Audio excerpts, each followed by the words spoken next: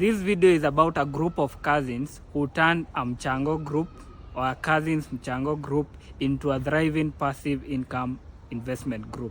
In a previous video, we talked about the black tax, which is money that many people have to give to their other relatives who are less financially endowed.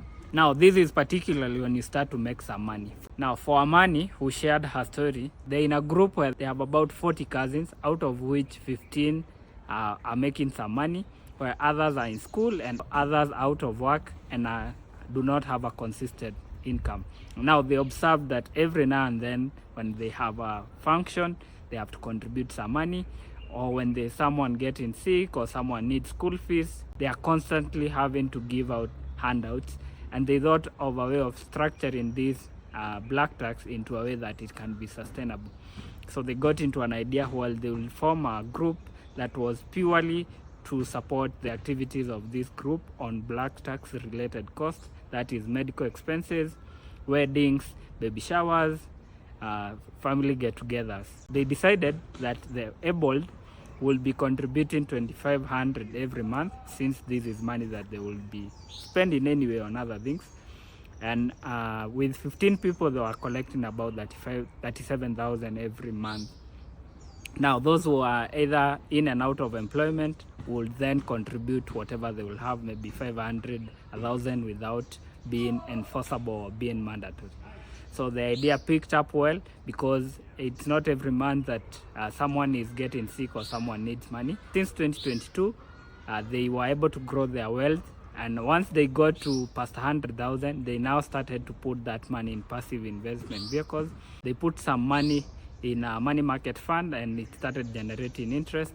As the money grew more, they put others in bonds and other investments, and now as the money increased, then the money started to bring in income that was enough to sustain their contributions for these activities, school fees, medical fees for their relatives. And ultimately, they now realized they were not even contributing any new money for the Christmas or for the family get-togethers that they would traditionally have, because the money that they were collecting in the form of interest was enough to cater for all this money.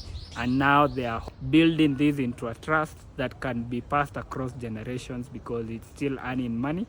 And even with the little that they are adding on top, they are spending less than they are contributing or they are earning through the interest.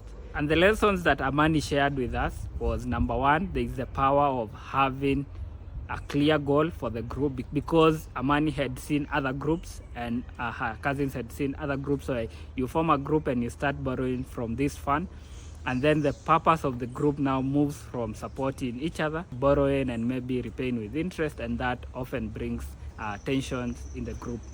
Number two, she shared is strong leadership. They had a strong leader who was able to refuse the temptation to get distracted from the mission of the group. Like when someone asked, I need 5K urgently, and the leader could not agree to let the money leave, because they know if we are not doing the money for the purpose we set out to do, then it will be easy to get distracted. Number three is investing their money instead of giving handouts, or instead of keeping their money idle on their phones, or they decided to invest it, which maybe they will not have been able to do that individually. So if you have maybe 5K every 6 months, you may not think of putting that money in a money market fund, because the interest is negligible.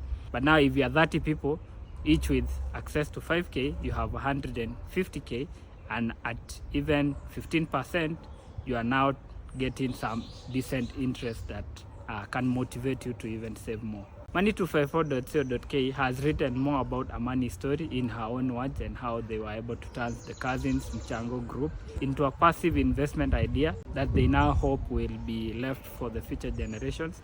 Click on the link provided to learn more.